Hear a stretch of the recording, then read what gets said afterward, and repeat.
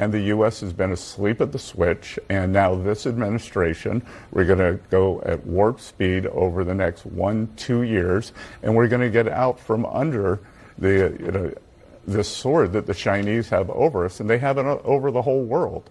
And this time, we have rallied the allies, and so it is going to be all the Western democracies, the Asian democracies, and India are also going to join us in this in trying to form our own supply chains. Yeah, we back.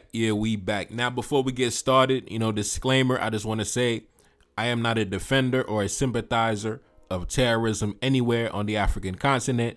On this channel, I made several videos celebrating the deaths of terrorist leaders, right?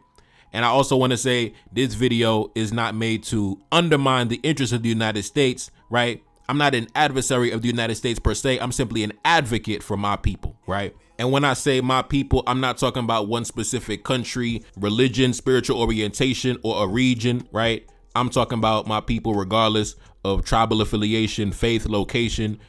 That's what I'm talking about. So I'm an advocate of my people. I'm not an enemy of your people. I'm not a defender of those people. I'm simply an advocate for my people. We got to get a disclaimer. When you talk about active geopolitical affairs, you don't want them black SUVs pulling up at your front door. You got to get a disclaimer. We just having a conversation, right? The State Department listening. Anyway, so I'm sure some of y'all have seen the headlines coming out in recent days. As you can see, take a look up on the screen.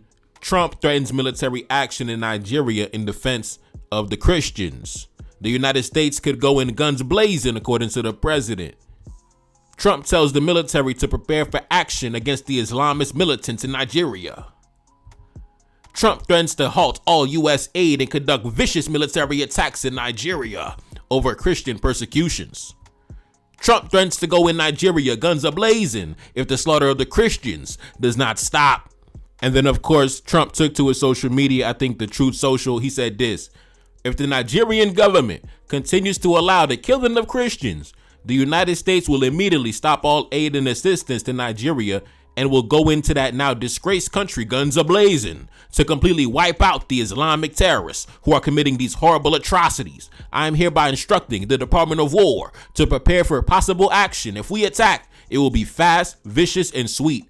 Just like the terrorist thugs attack our cherished Christians, the Nigerian government better move fast.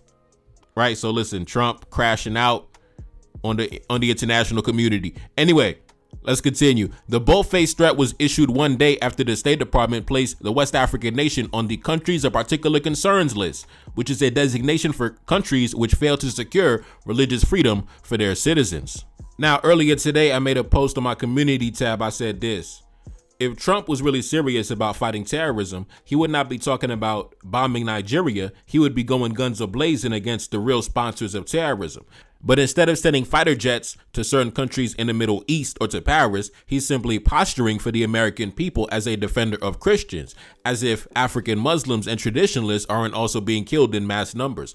It's also funny how when nations like Mali or Niger or Burkina secure military victories against these same terrorist groups, the human rights organizations based in the West calls it crimes against humanity against ethnic communities. The same people, the same groups. Now, ironically, as Trump makes this announcement, JNIM, one of the prominent terrorist groups on the continent, magically, coincidentally, has acknowledged their first ever attack in Nigeria, right? Take a look up on the screen. As you can see, Al-Qaeda link JNIM says they have killed one person in their first attack in Nigeria around the same exact time that Trump says it's time to go into Nigeria. And also keep in mind, this didn't just happen today. They've been slowly building it up. You remember back a few months ago, General Langley, right? He went on the international media. He said this: the terror networks are thriving in Africa and could pose a threat to the United States, according to a top general. So Langley, when he was the commander of AFRICOM, he already said that the terrorism in Africa could pose a threat to the national security of the United States. So they already been building up the narrative. So whenever they take action, they could use the testimony of somebody like Langley. They'll say, oh, well, he's the 4-star general. Of course, he got the expertise and the knowledge. He said that he told us the terror networks were thriving in Africa. So we had to do what we had to do, right? Just like the weapons of mass destruction back in the day, right? He told us the weapons of mass destruction was over there. So we had to go and make it happen.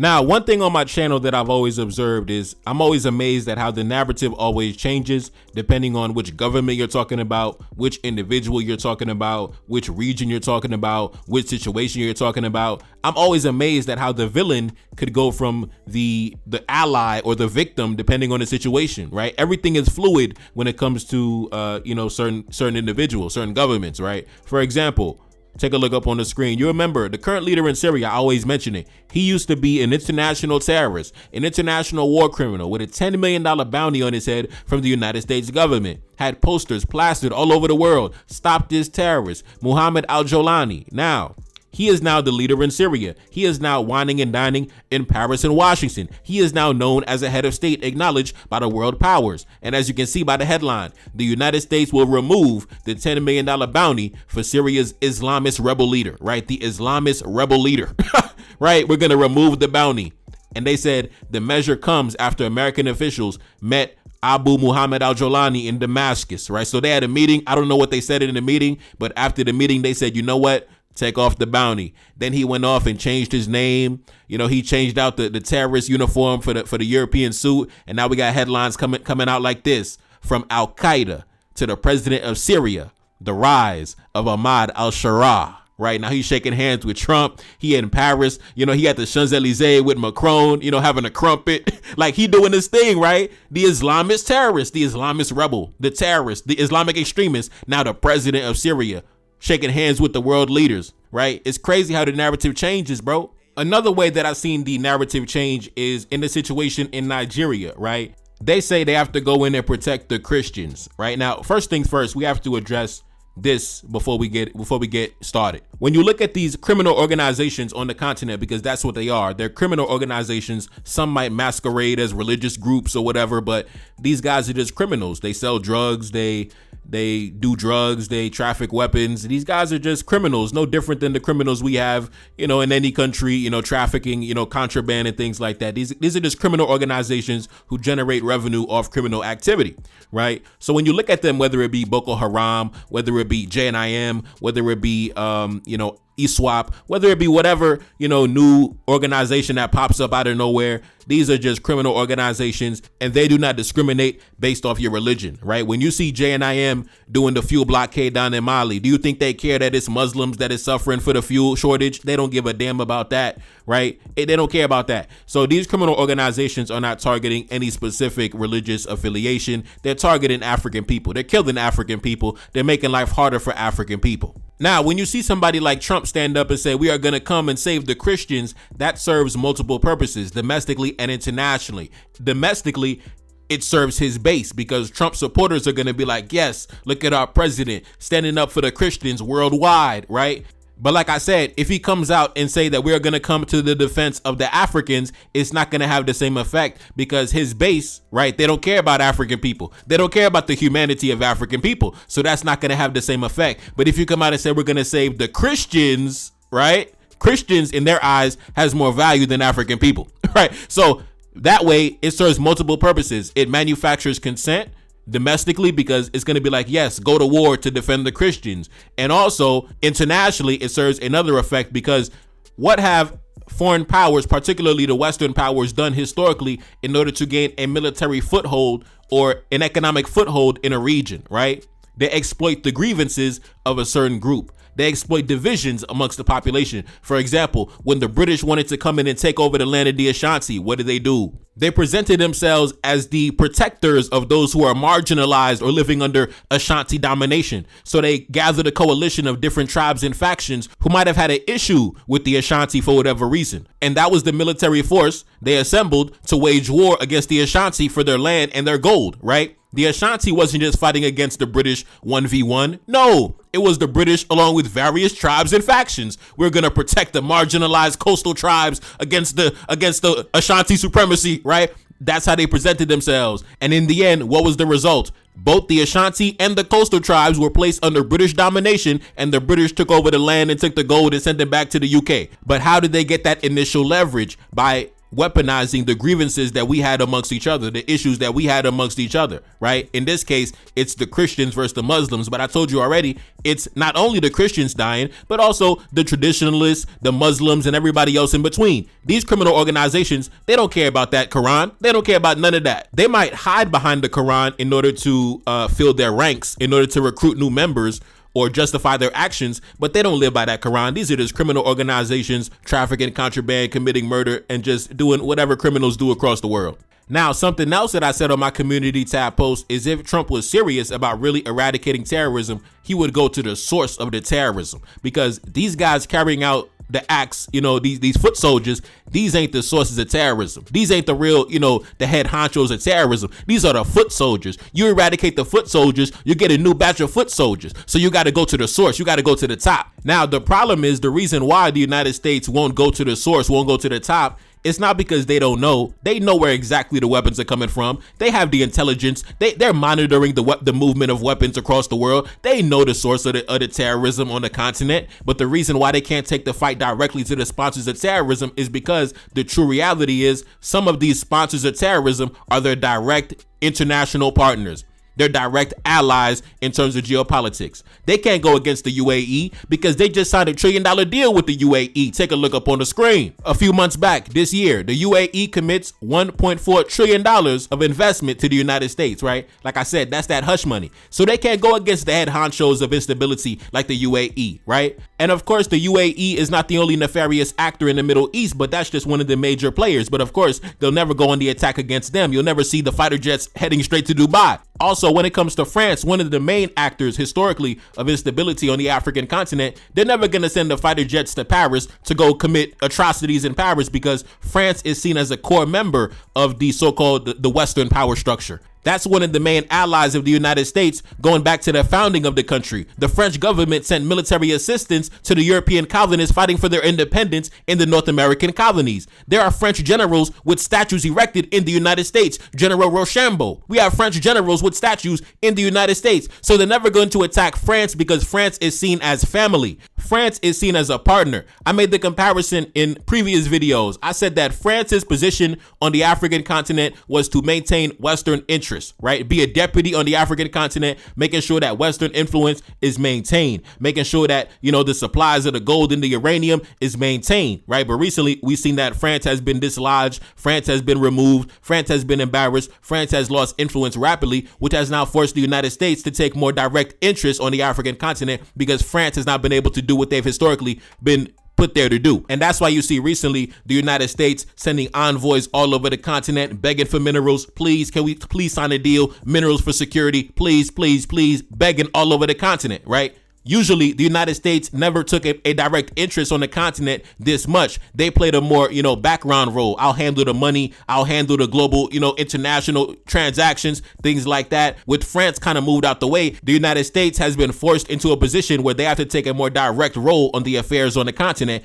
in order to maintain Western interests. So honestly, that's the reason why the United States and nations like that will never directly attack the sponsors of terrorism. They're never going to attack those certain problematic nations in the Middle East because those are their international partners. They're never going to attack France because attacking France would be like attacking Western interests, would be like attacking yourself. So unfortunately, when these guys come with solutions, they're only going to come with band-aids. They're only going to come with disinfecting wipes. They're never going to come in and let's really do some surgery, some deep surgery, and really get into the problem, the root of the problem, and eradicate the problem at the source. No, they're only going to come put a band-aid on somebody that is internally bleeding, right? So they're never going to come with a true solution, because if they truly come with a real solution, they're going to be attacking those closest to them. They're going to be attacking their allies and their partners, and they're never going to do that because then they're going to expose themselves at the same time, and they're never going to do that. So anyway, like I always say, it is always ironic when, whether it be the United States or France or any of these Western nations,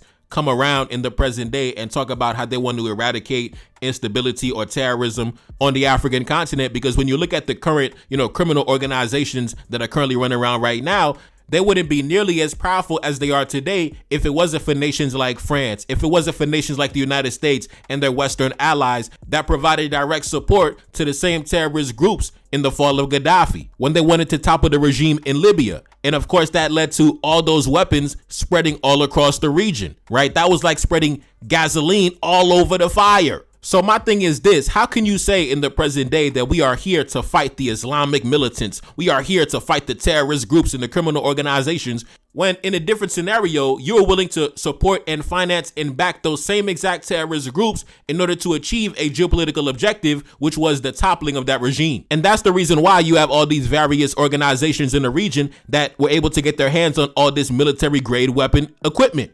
And keep in mind, a couple months back, I did a video reaction to a former agent of the French intelligence services who acknowledged that he worked in Libya for decades and decades, and the French military provided direct support to the Islamic militants in the fall of Gaddafi. He said, listen, we were in contact directly with them in the villages, and we provided intelligence, aerial support, and weapons to attack Gaddafi's positions, right? He admitted it. He wrote a book about it, right? He wrote a whole book about it after he retired. So that's what I'm saying. How can we stand in front of the American people today? How can we stand in front of the international community today and say that we are here to protect the Christians against the so-called Islamic militants, the same exact criminal organizations and their offshoots that we supported in a different geopolitical scenario just 10, 15 years ago? And like I said, I find it very funny how the same exact week that Trump says that we taking military action in Nigeria, suddenly JNIM gets activated in Nigeria, launching a first attack.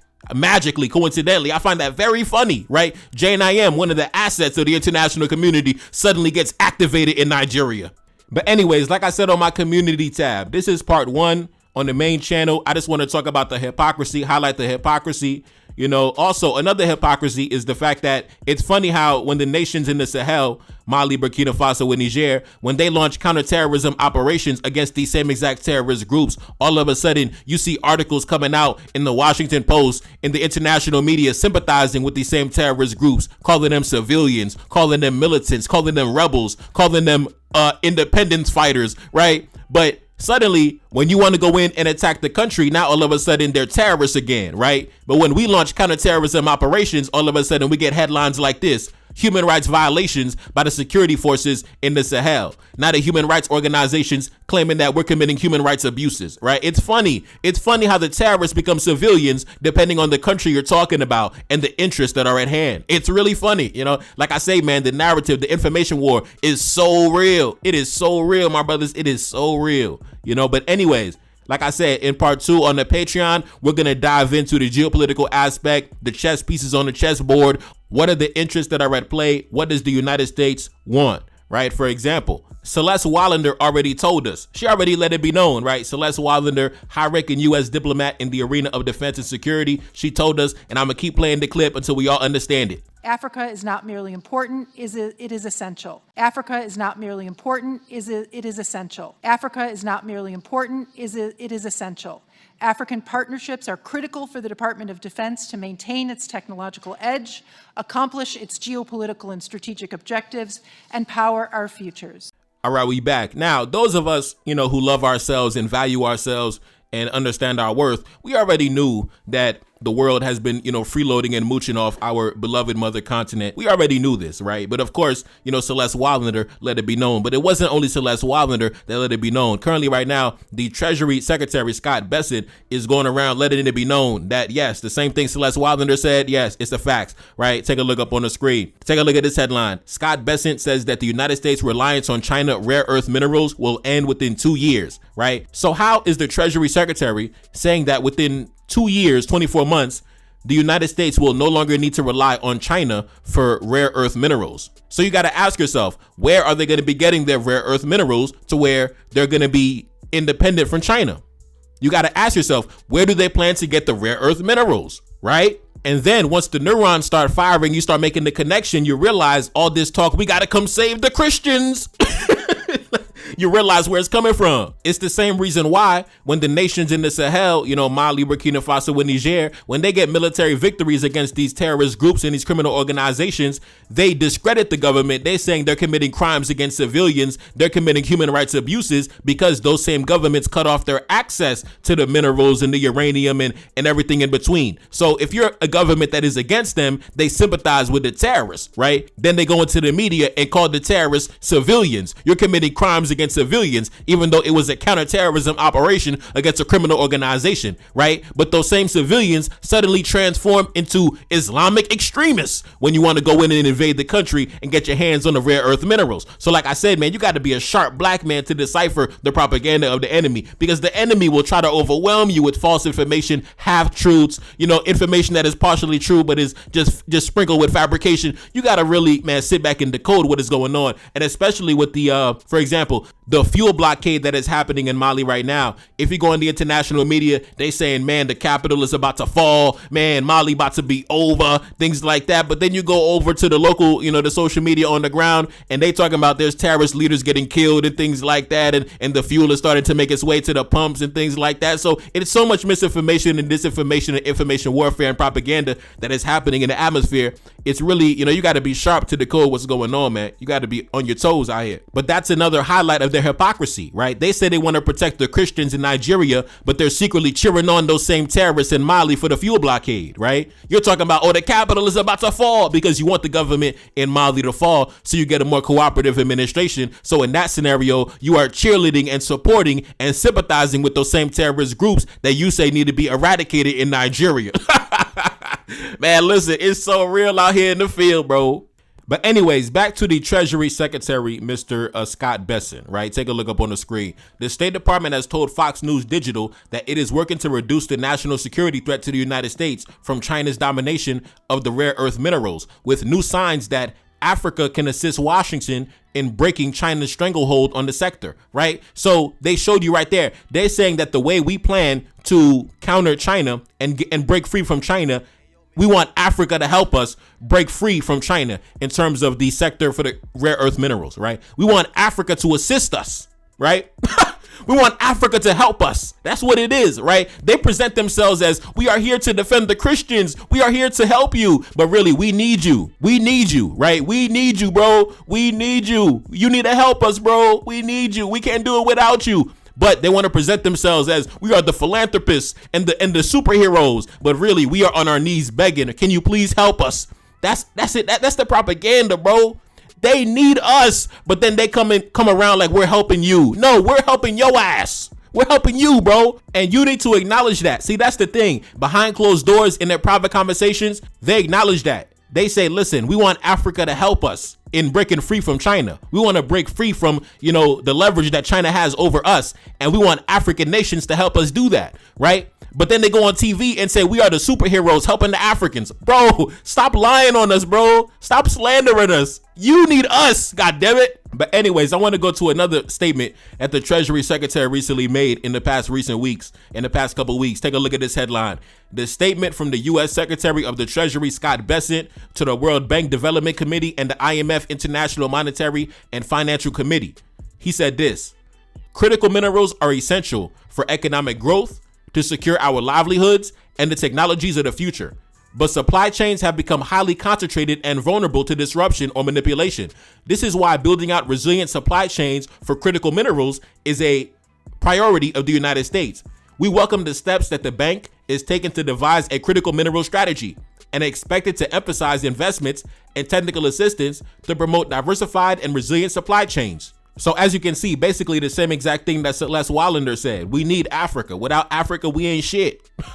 Without Africa, we ain't shit. Without Africa, we're not going to be able to have nice things. Without Africa, we cannot support ourselves. Without Africa, we ain't shit. That's basically what they're saying, right? That's what they say. Of course, like I said, on TV, they present it a different way, but that's the reality of the matter. And for those of us, like I said, who love ourselves and value ourselves, we understand the leverage that we have. Unfortunately, our people are dripping with self-hatred. Our people don't understand the leverage and the capabilities and truly the power that we have. So we don't value that. But for those of us that understand that, we value that, we understand the scenario. We understand that these guys need us. These guys are the beggars and the goddamn panhandlers. Basically, in all those fancy words, like I said, he basically said, without Africa, we ain't shit. So because if you understand that without Africa, these guys ain't shit, you should understand the power that you have and move accordingly, right? That's all I'm saying. And like I said, on the Patreon, I'm going to go deeper. I'm going to focus more on the geopolitical aspect, the mineral aspect, the U.S. foreign policy, economic policy in regards to critical minerals in the African continent that's truly driving this so-called military invasion that Trump is talking about. It's really about, it's all about the money, the power, the dollars and cents. Same thing in Libya. Same thing with the British when they invaded the Ashanti. Like I said before, everything is all about my personal interest at the end of the day. Nobody's going to come save you and help you for free. Nobody's in the interest of doing charity. Nobody's in the business of doing charity, man. That's simply the reality. Anyway, it's your boy Neferkari Salim back in the building. Yes, indeed. Cash App in the description. Support the Patreon, NTD1814. Second single of the next project is Spy in Bamako. Pin comment at the top. And I'm gone. Peace. And the U.S. has been asleep at the switch, and now this administration, we're going to go at warp speed over the next 1-2 years, and we're going to get out from under the sword that the Chinese have over us, and they have it over the whole world.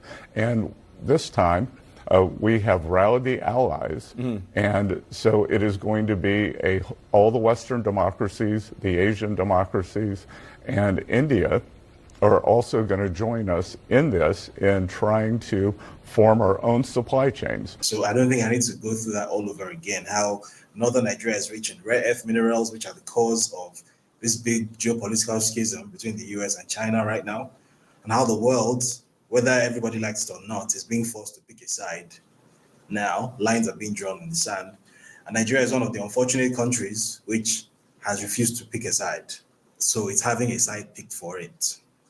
So that's essentially what we're witnessing. An empire which is on its way down is doing the things that dying empires do. It's lashing out and looking for, searching desperately for any means with which it will remain dominant. One of those means is to seize the things that it considers to be the backbone of all present and future technology, such as rare earth minerals, oil, and other things like that. Then there are a plethora of reasons why Nigeria has that geostrategic value right now. And unfortunately, it seems as if everybody on the planet can see it except Nigerians themselves. Feel like you see me, I feel like I'm Saudi or ran up on Yan in the middle of Bamako. Enemy line, they claiming he innocent. Don't do no talking, I gotta move militant. Don't do no talking, I hit him with facts. 1804, bringing it back. 1804 like I'm Mother Cap Henry. King with the vision, the crown never empty. Top of the mountain, my soldiers defend me. Ducking and dodging the foreign intelligence. Hitting my dance on the DGSE. Dodging they traps, still on my feet. Feeling impeccable, feel like I'm shining. Go to my neck and I'm flooded with diamonds. Go to my neck and I feel like a mess. Feel like a lion, I'm in the savannah. Feel like the king when I'm up in the jungle. Never defeated, I never been humble. Come out victorious every encounter. Money machine give me help when I count it. Money machine stack it up in a beat. Heart of a king and I ride for the team. Weight of the world got it stuck on my shoulders. Bet you can feel it, my heart getting colder. Yeah, gotta stay focused so when it's in shots I gotta react. Cause I'm a target, I'm under attack. Grabbing a weapon, I tell her get back. Mission exposed, secrets unfold. Enemy try but I'm still in control. Got your boy sitting in Bamako prison. Hoping they wish we sending them home. Enemy know that we good under pressure. Been through the thunderous turbulent storm. Shorty a diamond, I told her she pressure. Hop in a whip and I'm taking her home. Hop in a whip and I'm swerving, I'm smashed. Killing my enemies, one of my passion. Rocking this gold like we in bikini. Feel like the captain, I'm clutching a heater. Yeah, gotta stay focused so when it's in shots I gotta react. Cause I'm a target, I'm under attack. Grabbing a weapon, I tell her get back. Mission exposed, secrets unfold. Enemy try but I'm still in control. Got your boy sitting in Bamako prison. Hoping they wish we sending them home. Enemy know that we good under pressure. Been through the thunderous turbulent storm. Shorty a diamond, I told her she pressure. Hop in a whip and I'm taking her home. Hop in a whip and I'm swerving, I'm smashed. Killing my enemies, one of my passion. Rocking this gold like we in bikini. Feel like the captain, I'm clutching a heater.